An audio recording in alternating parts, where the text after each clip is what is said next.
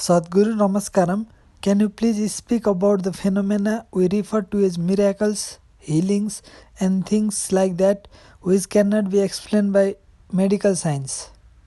Sadhguru says, life functions in many ways.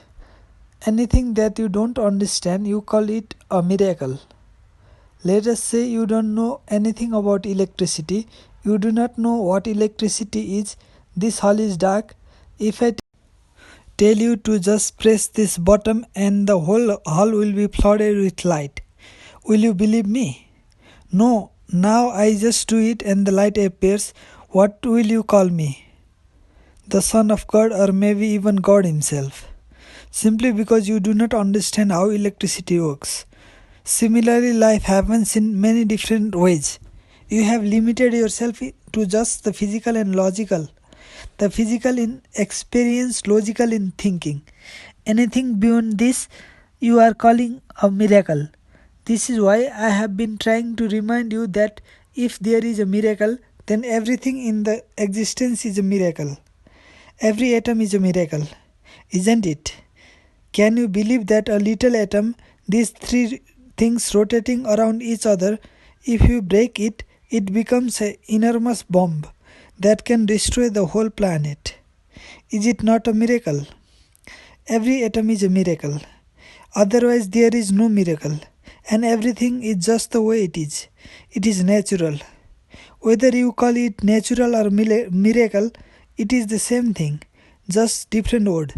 Anything which is not in your perception or your experience, you tend to call it a miracle.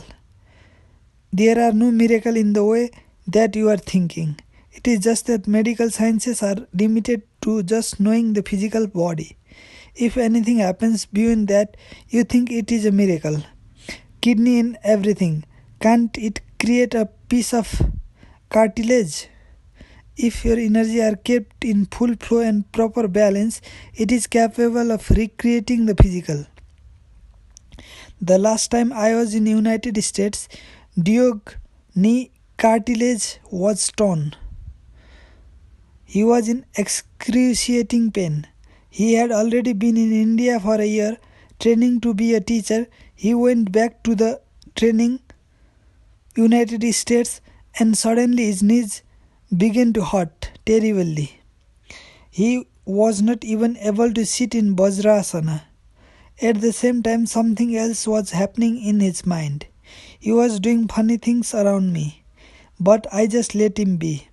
In so many ways, he was trying to tell me, not actually in words, but with his action, comments, and gestures, both consciously and unconsciously, that his knees was bad and going back to India would not be possible for him.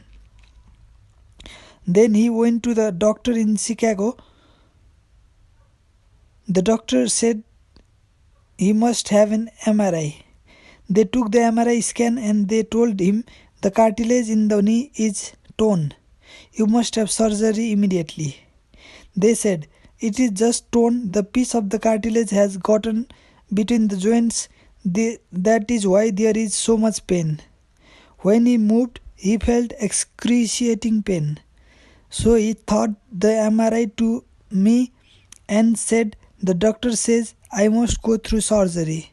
It costs $10,000. I'll have to get a job to pay for it. I can't come back to India. I said, don't worry about what the doctor says. Then there were just about 4 or 5 days left before I was to leave the country, and Diog was also supposed to leave. He came to me and asked, what shall I do? I am supposed to go through the surgery. I said, anyway, you told me that you want to meditate. He said he wanted to meditate and experience deeper and deeper state of meditation. For a meditator, one big problem is that lower part of the leg, isn't it?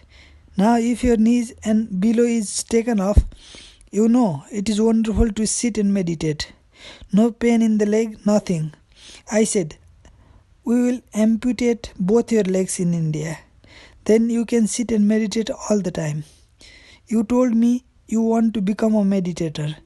You want to go into the deep meditation. So what's your problem? We'll remove the leg and you will meditate.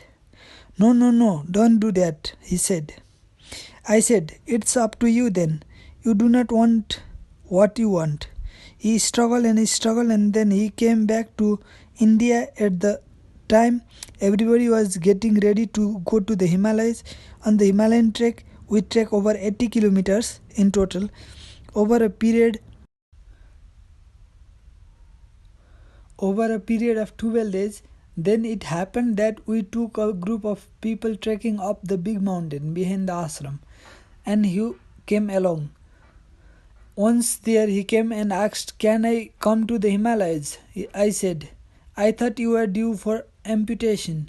What is the question for Himalayas for you?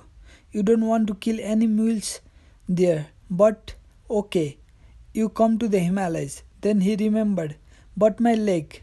I said, "Leave your leg and come." He came to the Himalayas and walked all 80 kilometers, keeping pace with me. Generally, I leave everyone behind me and go. He carried my bag and kept pace with me wherever I went. So I went about advertising to everybody. This man tried to con me for $10,000. He showed me a fake MRI. He asked, "What happened to my leg?" Really? It was hurting so much and now it is not hurting at all. Now you can call it a miracle if you want. I just call it another kind of science. That is all. It is another kind of science. Life functions in so many different ways. You just have limited yourself to the physical and logical. Anything beyond that you think is a miracle. This life energy in you created your whole body. These bones, this flesh, this heart, this kidney, and everything. Can't it create a piece of cartilage? If your energy are kept in full flow and proper balance, it is capable of recreating the physical. Exported from mystic musing.